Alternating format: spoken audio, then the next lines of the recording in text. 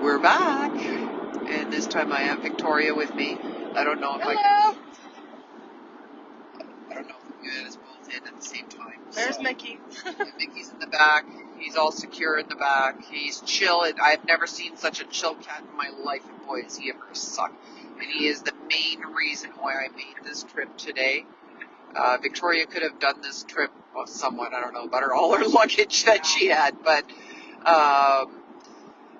because Mickey was a situation that we didn't have resolved before her leaving Ottawa, I decided, because that cat, I don't know, man, something special about that cat. He pulled at my heartstrings just knowing the story. I wish I could have him, but Jaeger would have him for a snack in a second. And, or, even if he did get along initially with him, Jaeger could mistake him for one of his toys and have one of his moments in the window and decide to take Mickey from wherever Mickey is lounging or sleeping, because this cat is chill. And then it would just be a bloodbath everywhere, and it's not I would take him because Trinity really wants a cat. Oh, you can see Mickey in the camera. Oh, Hi. he's making his head out. Yeah. We are looking for a foster home for him if the situation that we have going on doesn't work out. So, if anybody's interested, he's turning 1 in June.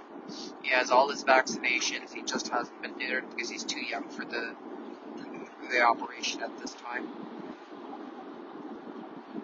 But I left off describing my parents. I talked about a little bit about Gaché, where my father was from. My father was a displaced person post-World War II. He was an ethnic German during the 1941, what was known in German as the Umsiedlung, which was the Great Migration of the World War II, where Hitler recalled all ethnic Germans to Austria and Germany. So my dad was about 12 years old or 13 when that happened. He was part of the Hitler Youth. He was, at 15 years old, enlisted into, or made to join the German army at 15 years old. He was a gun carrier. My grandfather was smart enough, because my father was a marksman at a young age. He was able to shoot very well, very accurately. And my grandfather advised him, when they're going through the training and exercises, don't shoot straight or else they're going to put you at the front of the line. Sorry, we're driving on 417 and it's not pretty. It's the warm up to the 401. Harnesses. I wish they had kitten harnesses at the store. Yeah, as long as he doesn't get loose. Oh yes, you're the crazy idiot. I'm gonna hold him. No, I'm more concerned about that driver right there. Oh, this Tesla guy? Yeah, that Tesla guy. Yep. He seems to be very aggressive way of driving for Ottawa. If he was a Quebecer, it would have made more sense. Just keep him secure, please. Yes. At all times.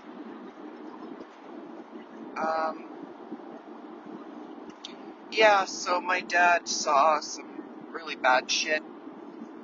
They lost their land overnight. They had property in what is now Kneževice, Slovenia, was back then Graflin.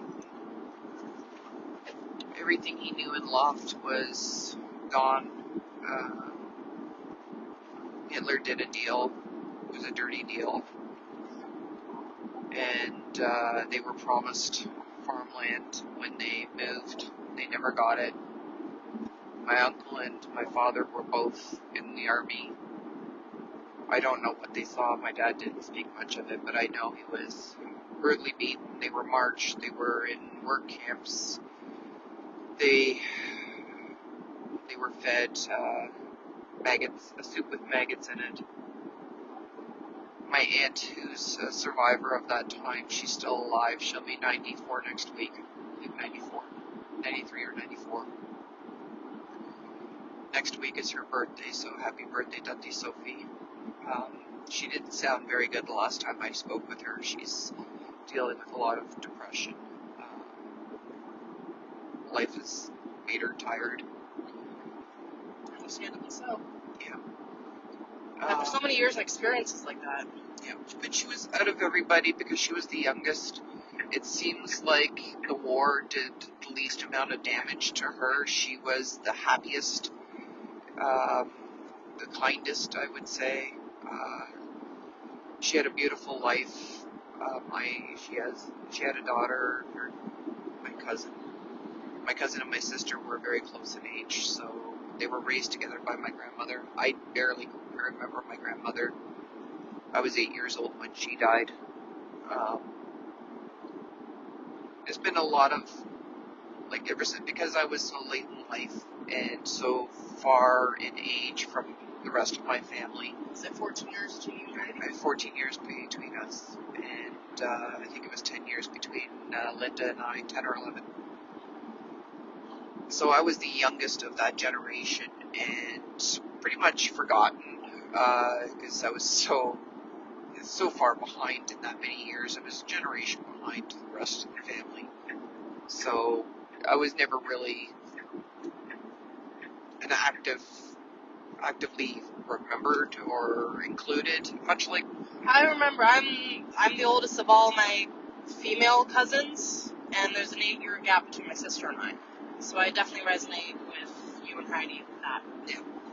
And that's probably why I encourage you to have such a strong relationship with your sister. So, because I'm like your sister, where Heidi was the most important person in my world. Heidi, my mom. Okay, let's go to my mom. My mom she was in Austria during World War II. She was born in 1934, so she remembered a lot of the poverty and the suffering. She was witness to an attempted rape of my grandmother. My mom's story was actually published in a chapter in a book. I wish I had it, so I knew the name of the book. But it was written by Dr. Agatha Schwartz with regards to the sexual violence of World War II and Serbia-Herzegovina. She wrote about the stories, and my mom was one of the witnesses to give her a chapter in her book. Unfortunately, I never had that book long enough. But anyway, that's a whole other thing. My mom was raised in West Steiermark, West Styria, just outside of Graz, in a small town of St. Joseph. And beautiful place. I still have family there. Unfortunately, it seems we're growing distant. But those were the ones that I always felt emotionally closest to. I was very proud of my son a few years ago, Julian. He went there and he met them. He has a relationship with them, with his cousins. I hope he visits them often, stays in contact with them often.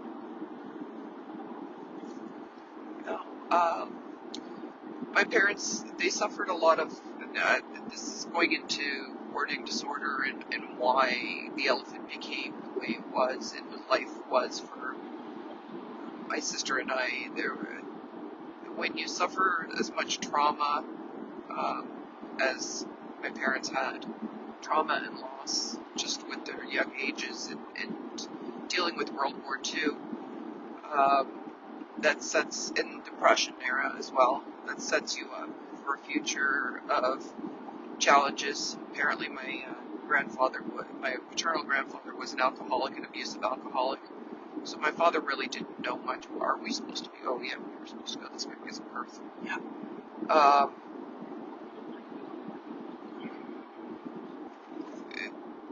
It's your emotional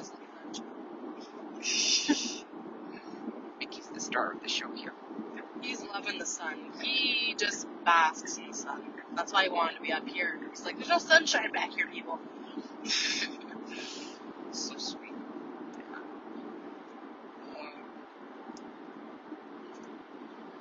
yeah, that kind of upbringing. There's also the social stigma and the propaganda of mental illness. You know, if you had a flaw, and I've mentioned this in my previous videos when I was actively working on the elephant and clearing it, when you're raised in a time where people were disappearing for mental health issues, whether it be developmentally delayed or physical, or people were disappearing into nothingness. Whether it didn't matter what your ethnicity was, if you were considered a flawed member of society, uh, you learn to survive by hiding everything. And so there was always a stigma in our family with regards to getting mental health help. And it was actually weaponized in our family. In our immediate family, my sister had her own trauma. She was physically abused, severely physically abused before I came along. The stories she used to tell me were pretty bad. Stuff that kids would be taken away from their parents at this point in this generation. I had my own. And again, I will always reiterate, this is never to disrespect my parents, but to reach out to others to let them know that they aren't alone, and that people with same or similar experiences I have, that there is help out there. My parents used to threaten to throw me into an asylum. That was one of their techniques of abuse, psychological and emotional abuse. I was raised with abuse. You didn't want to repeat the cycle?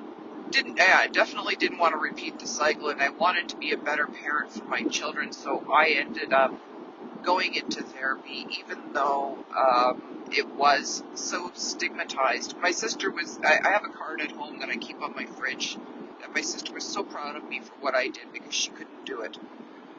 She couldn't bring herself to counseling. She couldn't commit herself to getting the therapy. It is hard. It's especially when you've been convinced that it's a bad thing to search for help like that.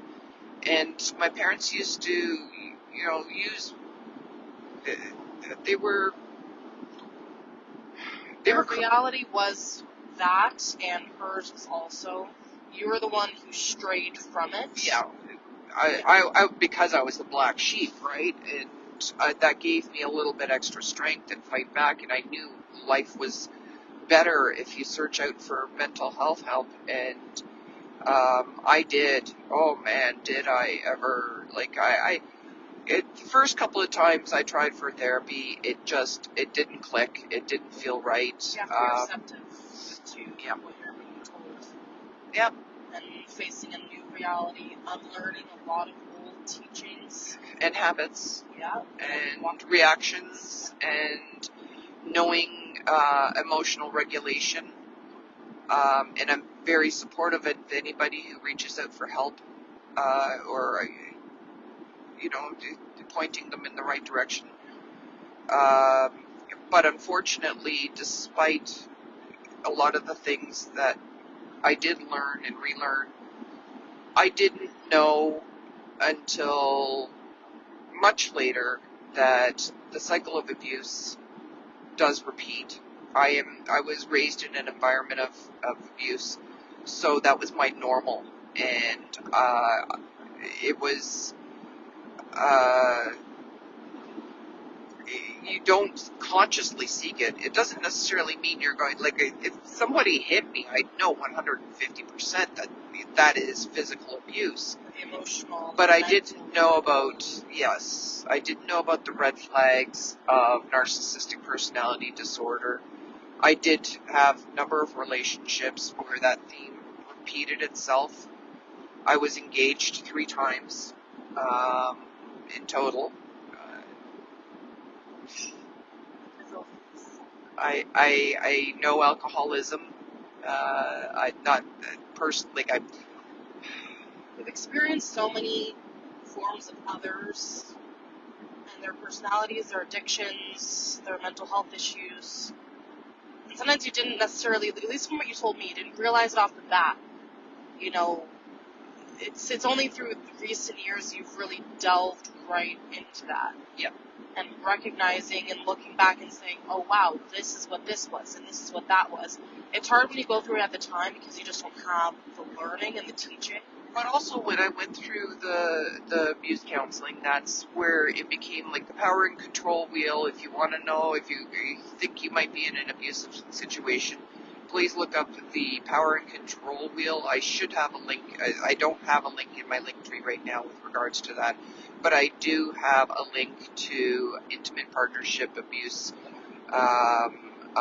for Peel Region, which has a lot of information in there. So if you think that you might need help, please go to my link tree. It's in there. It's like, I think, the very first link in my link tree to look up. My link tree is not all about self-promotion. It is about also reaching out to help people. The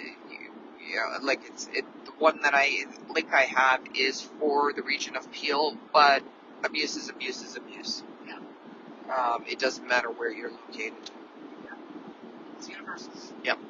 And I do know of a couple of active cases right now in my friendship circle that I wish I could help them, but you can't help anybody unless they want to be helped. Truly. And that was very painful for me to watch my sister go through it, because she also repeated the cycle. She was married 3 times in total, and one was worse than the other last. And I have some horrible, horrible lasting memories of my sister, where I had absolutely no control, and I could not help her because she did not want the help. She was not asking for the help. And fortunately, at that time, it was Heart House Hospice that helped her get out of the situation prior to her death. So she had a few days of peace. I will never, like they say, you should forgive and forget or whatever, and forgiveness. Yeah, it does not apply to every situation. I will never be at peace with this person that did this to her and did this to our family too, because that actually circling back to my parents and their hoarding disorder, and hoarding disorder is now finally recognized mental health disorder in the DSM-5, I believe it is, as of 2014. Back when I was searching for help in my mental health issues, it still was not recognized, but my therapy did recognize that I was suffering from PTSD, and that is one of the main traits of a child of hoarders is PTSD. Makes sense. The amount of I bear witness to a lot of that stuff. The amount of items and psychological effects that it had growing up, even afterwards when you had to deal with it all. It's a shame we don't have those photos and that video of all those bruises I had that you took of me that time. I still have them. You still have them? Sorry. I'll look and see if I still have them. It was like my parents were still beating me. With the stuff. With how you had to move them. Yeah. And deal with it all. The psychology of being trapped in a house that I could not escape because there was just so much stuff. You couldn't physically walk around. There was pathways. When I first was introduced to all this, it was pathways through the elephant. And it's like something out of, TLC's Hoarders. And despite all the work, because I had started, and we're actually now approaching the 12th anniversary of when I started the elephant, my first video. It's in a few days. And Victoria came into our lives July or August of 2017. July, like I first met. Was I still in Kitchener, or was I in... No, you were driving back and forth when I first met Julian, but then by August you were at the house. Yeah, I remember that timeline. I just didn't know if I was in Kitchener already. So yeah, I was in Kitchener still.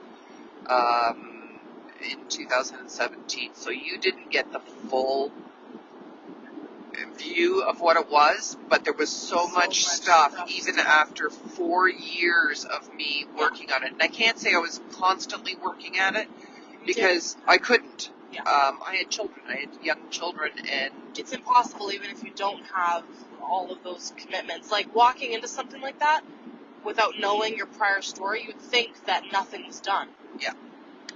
You know, meanwhile, a lot has been done. Yeah, that was probably a number of dumpsters already in, like 10 dumpsters in or something like that when you came on the scene. And it wasn't until 2017 that I was able to really focus in on it because I had no choice. Yeah. That was your moment to focus your energy somewhere else. Yeah.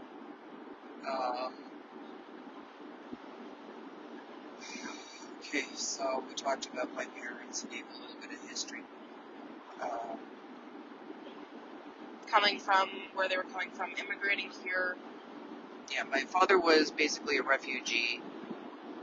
He was, as I went through the paperwork, and I was, after my father died, the accountant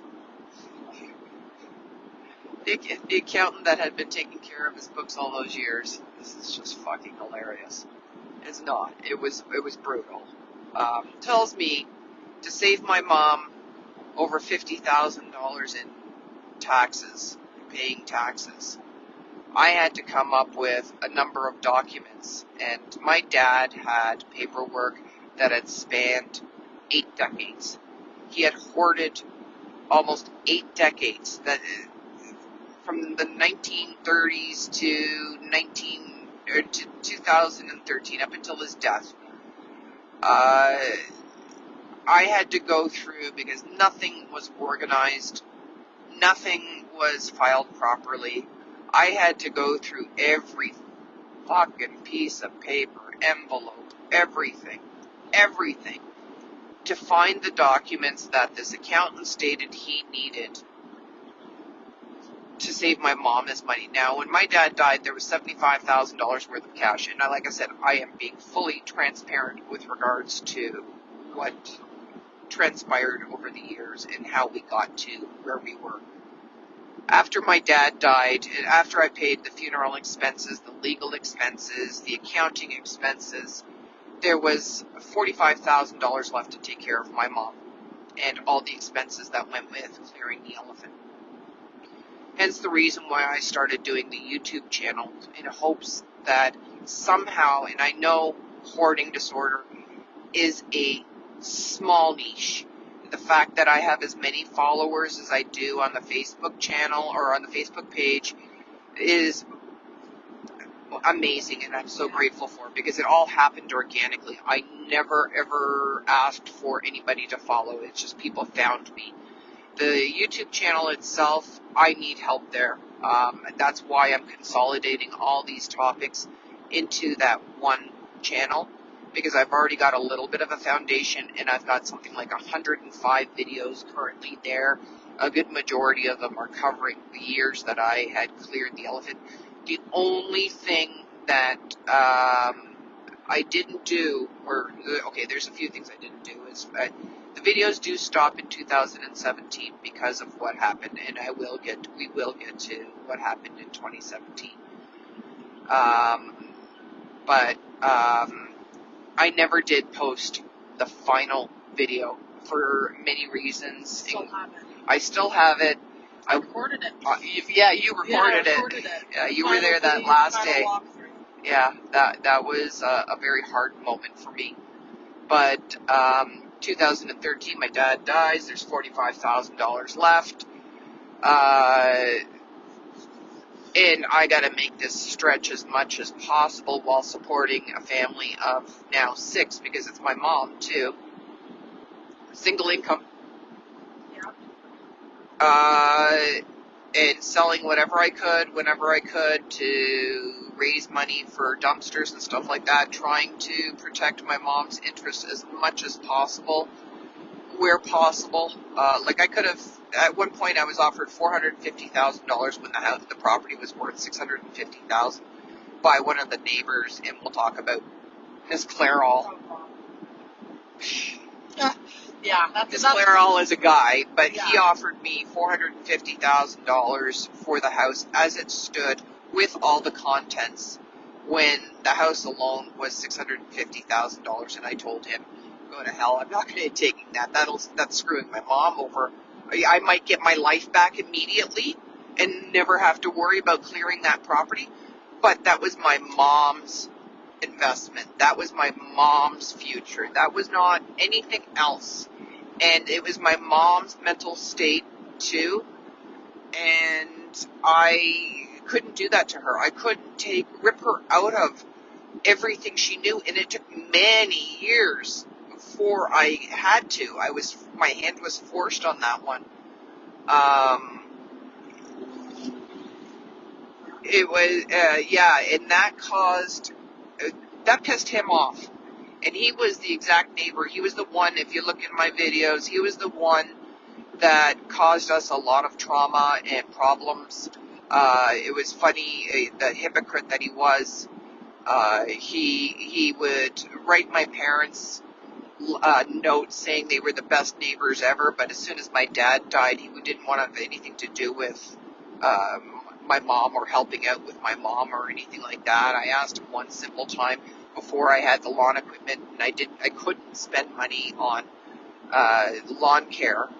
I asked him to run his lawn tractor on the perimeter of the property, because there was a interior of the bushes and there was the exterior, and he absolutely outright said no. And then I asked him why, and he goes, because I don't like you. And I'm like, what the hell did I do? And then all of a sudden he's spewing out all this garbage and lies, and From your dad and parents, thinking what he witnessed was true. Yeah. But it wasn't. Your dad got very sick. His mental state changed. Your mom finally got diagnosed with Alzheimer's. God knows how long. And my dad could have had it too, and we just didn't. My dad made up stories in his head too, and if I didn't do it, my dad said, my parents were very controlling to the point where I actually, I was 28 years old when I finally left home. All they ever wanted me to do was work, and work some more. They never wanted me to have a relationship and children and things like that. They just, they wanted me to be under their thumb, and friends actually saw that. Boyfriends saw that. Fiancés saw that. And, like people were trying to get me out of that situation, and including my sister. I lived with my sister for a short period of time, a couple of times, and just to give me some relief from my parents. But, because my sister knew. She knew what was going on. She, when I was little, she saw the bruises. She asked me about the bruises, and my sister was my sanctuary. She would bring me to her apartment, which my parents owned. And that was, brutal on her too, because she was living there in their apartment building, and my dad had keys and access to her apartment, and she had zero privacy. But, she would get me out of there and give me sanctuary. So that was part of the reason why I was able to come out of my childhood half screwed on tight. You had moments where you were out of that reality and able to see the reality. Yeah. And that there was kindness and gentleness. It wasn't always perfect. Like, she had her moments where she was batshit crazy too, but it was not I was not the target. It was just shit. Yeah. Shit she couldn't handle. But okay, where was I going with hoarding disorder paperwork? Oh, yeah. Yeah, back to the 45,000. Yeah. Saying it's So, gonna save you 50 yeah, grand. yeah. If I didn't go through that paperwork and find the paperwork, that we were under threat of whatever was left of my mother's stuff, my mother's finances. Oh shit. Oh no. Oh yes. Can you pull the cable? I've got it. Gently. Oh, we're still on here. Yay! Sorry about that, guys. We're not drunk. I promise. No accident. So this accountant is telling me that we would owe $50,000 if I didn't find that paperwork. So when I first started working on the elephant, you'll see that my videos were fairly sporadic, and then I'd have pictures that would fill in the gaps, kind of, in the early months. That's because I was sitting in my living room of my house, buried for 3 solid months, under 8 decades, and there was people like babysitters, and they're friends of mine now, that would come and they would help me open envelopes and check and make sure there was nothing important in it. And then there was people like, I don't know if I'm not going to mention names, but I'll mention the relationship. People who would come and visit and demand, or like once a week I made dinner for them so that they could be part of the family, and they knew what I was dealing with. For years, even before my sister died, I came to the realization that there's a very slow train wreck coming at me. And the point I was going to make about the trauma my parents went through with my sister's death. My parents helped my sister quite a bit. They contributed quite a bit to helping her with her house and furniture and all sorts of things. And they even had stored stuff at her house because, that's what extreme hoarders do. When they run out of their own space, they start spreading it around a little bit. They tried with my place, but that boundary was, well, yeah. No way did I want that happening in my own house. It was bad enough already. But when my sister died, even though she only had a relationship with her husband for a very small period of time, and that house was hers, he got it all. And I'm going to, yeah. He was a piece of work, and he made it very clear that it was his house because he made it so by marrying her. She actually stated to me that she did not want to marry him. She was doing it for him before they got married, and I begged her not to. Their relationship was so crazy. They worked together, and all the other employees of where they worked could not understand that relationship because my sister was a beautiful angel. And she was loving and kind and happy and always willing to help people. And her husband was known as the monster. He was ignorant and awful, just awful person. Nobody liked him. And everybody, after she got married, as I worked for Canada Post as well for a number of years, everybody who knew her and found out that I'm her sister would say, what is going on there? What does she see in him? And how did that happen? So anyway, they were married for a couple of years, and so he was entitled to everything. And my parents felt like everything they owned, they helped with everything that they honestly, rightfully, should have been entitled to, but just because of the legal fucking document, he got it all and gave us scraps. My sister was a prolific artist. She did some beautiful artwork. I loved it. The only thing I wanted from her estate was her artwork so that my children would get to know her through her art after she died. He threw it all in a dumpster, among a lot of other things.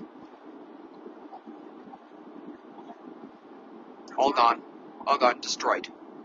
And it took me a long time to grasp this, and then it was confirmed by a neighbor in recent years that they had witnessed him throwing everything into the garbage. And I swear to God, I grieved her all over again when I found that out. So after my sister died, my parents' hoarding disorder literally exploded. And it was like watching a train wreck just coming my way. I realized I was going to be the only one physically capable of doing it. I was the only one old enough, young enough, capable enough, brave enough to take on this project. And I had hoped people would help.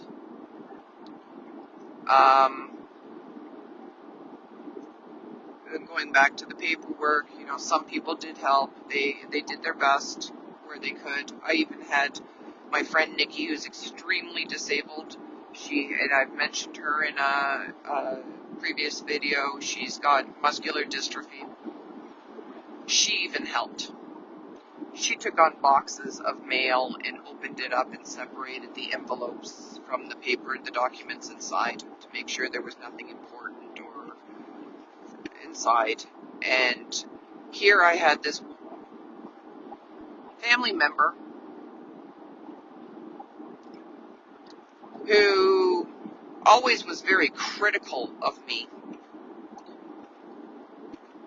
very pretentious person who had no sense of the reality that was really facing you.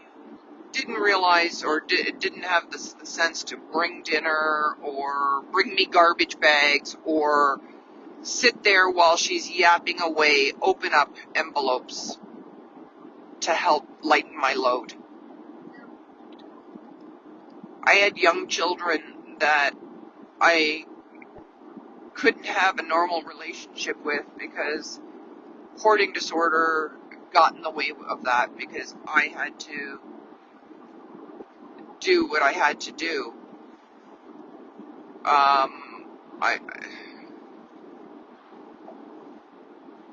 3 fucking months I'm buried under paper, and she wouldn't even shove a fucking piece of paper into a shredder for me.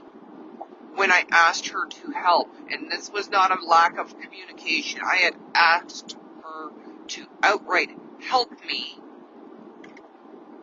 so I can get back to my life a little bit faster, so I can tend to the dinner I had to make. All the other responsibilities. She flat out said no. That she was not going to pick up a single fucking envelope and open it up and put the paperwork to side and put the envelope in the recycling bin.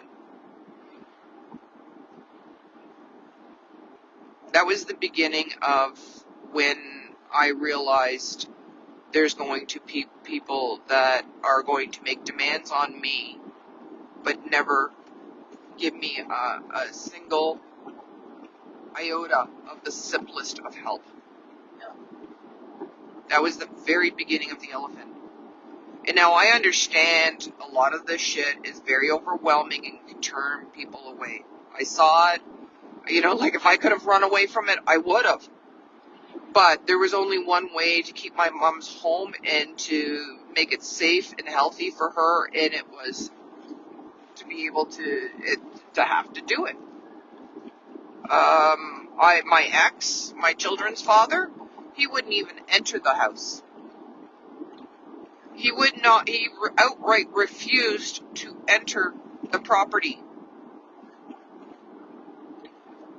I went in one time, he didn't understand why I was so stressed out. I went into the house. Oh, let me finish this paper Yeah. fucking story first, because I keep on having to circle that back. So, I finally found the documents the accountant wanted, and I was late for submitting the taxes, and I don't care. At that point, I just couldn't care.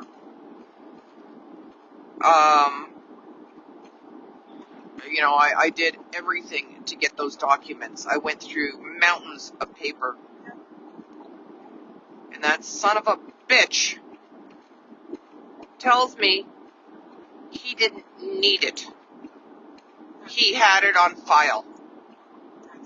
I wasted all of those months going through the papers like a fine-tooth comb to find those documents. And that fucker, this is when accountants started rubbing my rhubarb the wrong way. That was the beginning of that.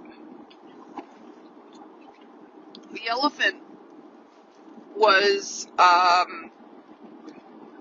true lesson of how people can be, how horrible they can be, how judgmental they can be. I remember, I just would mention, like, I'd be in a crowd, it didn't matter where I was, it was like totally off-site, nobody would know me, and I would be talking to people, and I would mention, yes, my parents are hoarders, I am a child of hoarders, extreme hoarders, and the mere mention of the word would make people step away from me. They associated with being dirty or being, all that kind of stuff. Yep. And that's why when Victoria came into our lives in 2017, and Julian is describing Victoria to me, and he's being introduced to her during the time where we had to move to the elephant. And one of my first questions was, does she know about the elephant and what's going on? Now, in case you're just tuning in now, about the elephant is a white elephant in real estate. As you know, I'm a licensed realtor. A white elephant is a difficult to sell property. Now, there's also a saying, how do you eat an elephant, which is, one bite at a time. An elephant can be a big, massive problem, and you just work away at it one bite at a time. That crazy bitch actually taught me that phrase, or that. So Julian said, yes, she knows. And I go, well, it's one thing to know about it, it's another to be actually in it. And, step inside the world of the elephant was a whole other ballgame. And here's this beautiful young girl, 16 years old, who's never experienced hoarding disorder or front row center, like, ever in her life. Yep. None of it. And I'm going to let you talk for a bit. Would you want it from my perspective, like, first walking in there? Yeah. Can we rotate this mirror out? I don't know if anybody's on right now, but it's recording. No, more so just when you walk into a situation like that, you don't know what to say at first. I don't think anyone would. But I'm not the kind of person who reacts poorly in those kind of situations. I would never have thrown judgment or stuck my nose up or anything like that. At the time, Julian definitely... Oh, no. We'll talk about the mushroom thing. Is that what you're thinking of? The mushroom. I don't know about the mushroom thing. Canned sauce. No. Remember the first night you stayed over? Oh my god. That was hilarious. So, that was the first time I ever came over.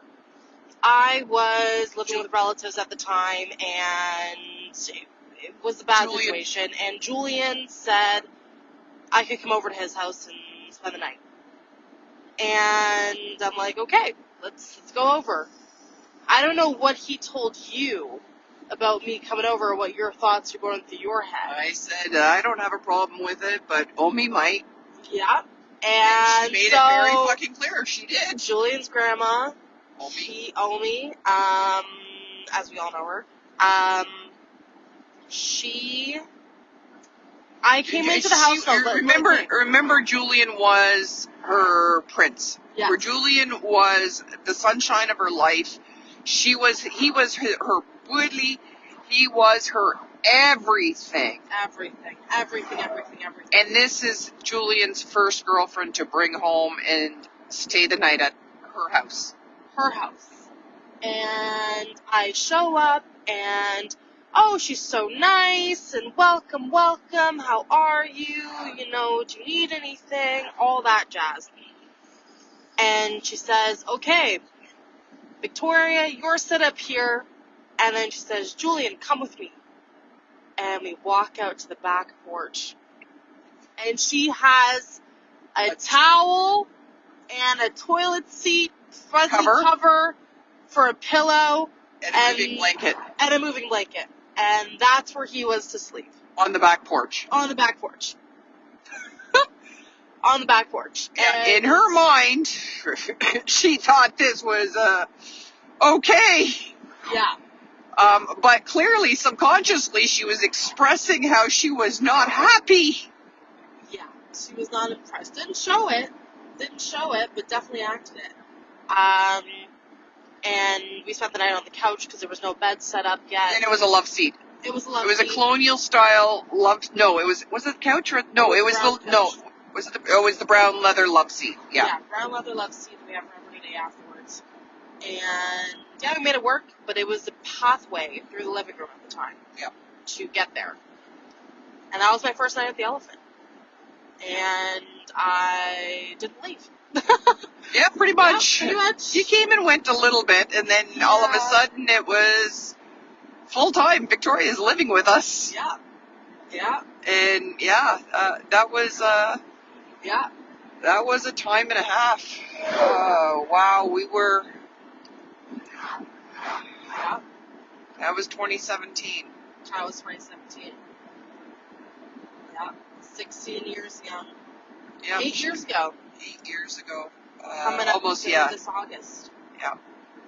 It's still, like, I've tried to move past it for the most part, but I think with these videos today, it will be moving past it to some degree. It still breaks my heart that I had to let go of that property. I never wanted to. It was my childhood home. My parents lived their entire lives, well, most of their lives in Canada in that house since 1957. My dad came in 1949. My mom came in 1952. Their marriage, that's a story and a half. This is how it was told to me. He moved to Canada. He wrote me a letter saying, Teresa, will you marry me and come live in Canada? And I said yes, and I went to Canada. I actually found those letters when I was going through those 3 months of papers. Did you? Yeah, and the funny thing is because the topic came up when she was 17 years old. Yeah. And she was definitely feisty, and she, stood her ground, and this is all, back in the days of letter writing. There was no immediate response, and excuse me, she said in her letters, I translated them, I'm reading them, and I'm going, wow, this is not my mom. Like, my mom, he must have worn her down somehow, but because she became very submissive. But at 17 years old, she's like, I'm not coming to Canada if you don't plan on marrying me, and if you don't marry me, you better pay for my trip back. And oh yeah, and this is back in the day when all immigration was through ships, not airplanes. And she did he must have agreed. And after her 18th birthday, because it was November of 1952. She came over by ship, and the story goes that in the Canadian immigration laws, this is what she told us. I don't know what the facts are, because you don't know what's Alzheimer's and what's Yeah. not. So she said to us back in those days, an unmarried man and woman could not live under the same roof for more than a month. So she came November 27th, I believe it was, and December 27th they got married, and they didn't know each other. The joke was that my mom was a mail order bride. They did kind of meet in her hometown. They worked for, there was a castle in the town. There still is a castle, but they've turned into condos now. It's a small castle, and my father and his family were part of the work crews, the migrating work crews that traveled through her town. I gotta put my sunglasses on again, sorry. Yeah, it's pretty sunny. It's beautiful. It's only 2 degrees Celsius, but it's sunny. Yeah. But yeah, my father's family were working through Austria, going where the work was, and they slowly, one by one, made their way to Canada, or 1 by 2, or whatever it was. I can't remember exactly how it all played out, but my dad eventually came to Canada, and he was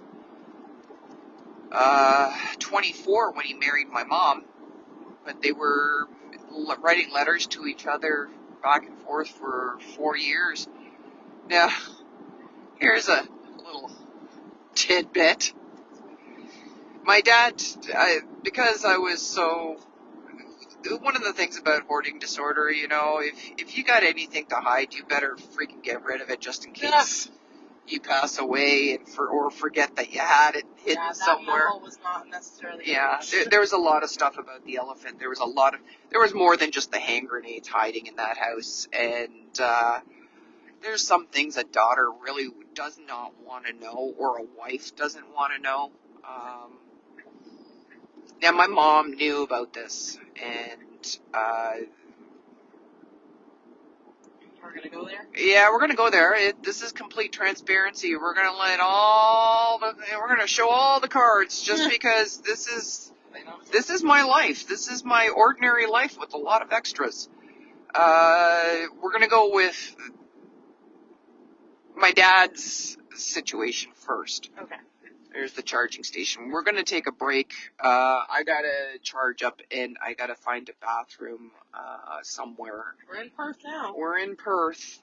We're back again so soon. We're only what? Not even halfway through the trip. We got about 4 hours. We got another 4 hours to go. We'll go by. So 4 hours of videos and conversation and talking about all of the shit, and we're going to let it all hang out in this one, because that's what we're here for. Yeah, we're here for entertainment purposes. Yeah. Where are you going, car? You gotta go. Yeah.